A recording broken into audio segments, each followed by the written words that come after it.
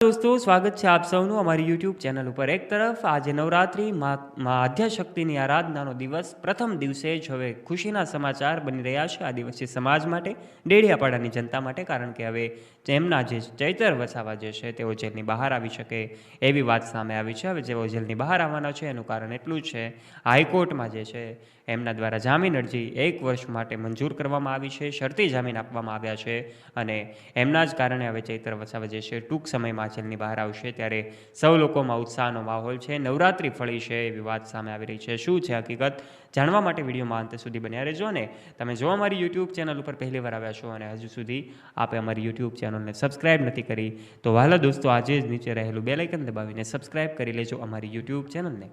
આમ આદમી પાર્ટીના ધારાસભ્ય ડેડિયાપાડાના 5 જુલાઈથી જેલમાં જોવા મળી રહ્યા છે। ત્યારબાદ એમના ઉપર કેસ થયો, એક બાદ એક તારીખો જે છે સામે આવી રહી હતી।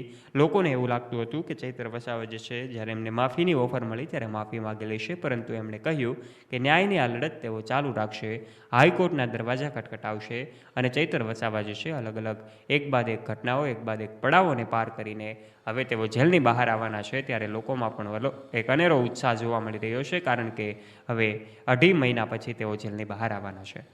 ડેડિયાપાડામાં થયેલી પ્રાંત અધિકારીની ઓફિસની બબાલ અને ત્યારબાદ એક લાફાકાંડ થયો હોય એવી વાત સામે આવી હતી અને પછી એમની જે કાંઈ પણ છે વિડીયોના આધારે એમને જેલવાસ લંબાવાયો હતો। એક બાદ એક ઘટનાઓ સામે આવી રહી હતી ત્યારે ડેડિયાપાડામાં એક મહાસંમેલન પણ આયોજિત કરવામાં આવ્યું, જેમાં આમ આદમી પાર્ટીના દિગ્ગજ નેતાઓ પણ પહોંચ્યા હતા।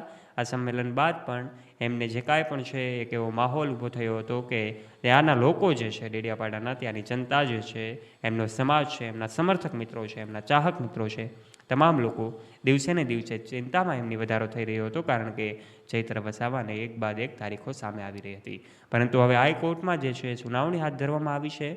હાઈકોર્ટમાં સુનાવણી હાથ ધરવાની સાથે જ હાઈકોર્ટે 1 વર્ષ માટેના શરતી જામીન મંજૂર કર્યા અને અમુક શરતોનું પાલન કરવાનું રહેશે, જેમ કે તેઓ એમના મત વિસ્તારમાં આ સમયગાળા દરમિયાન નહીં જઈ શકે એવી વાત સામે આવી રહી છે। પરંતુ શું છે આગળની માહિતી એ તો ચૈત્ર વસાવા જ્યારે જેલની બહાર આવશે, આ ધારાસભ્ય ચૈત્ર વસાવા જ્યારે જેલની બહાર આવશે ત્યારે જ ખબર પડશે અને તે જ કહેશે। ત્યારે આજના વિડીયોમાં મેં તમને આ તમામ બાબતે અપડેટેડ માહિતી આપી છે, આમ આદમી પાર્ટીના આ ધારાસભ્યને લઈને તમામ વિગતે માહિતી આપી છે। વિડીયો પસંદ આવ્યો હોય, જો તમારી માહિતી અને જ્ઞાનમાં વધારો થયો હોય તો આ વિડીયોને એક લાઇક કરી દેજો, તમારા ફ્રેન્ડ્સ સાથે ગ્રુપમાં આ વિડીયોને શેર કરવાનું ના ભૂલતા, તમારું મંતવ્ય નીચે કમેન્ટ કરજો અને આવા એવા ઇન્ફોર્મેટિવ અને રસપ્રદ વિડીયોઝ નિહાળવા માટે વહાલા દોસ્તો આજે જ નીચે રહેલું બેલ આઇકન દબાવીને સબસ્ક્રાઇબ કરી લેજો અમારી YouTube ચેનલને, જેનાથી આવા જ ઇન્ફોર્મેટિવ અને રસપ્રદ વિડીયોઝ અમે તમારા માટે લાવતા રહીએ સૌથી પહેલાં। ફરી મળીશું નવા વિડીયો સાથે, ત્યાં સુધી જોડાયેલા રહો અમારી YouTube ચેનલ સાથે।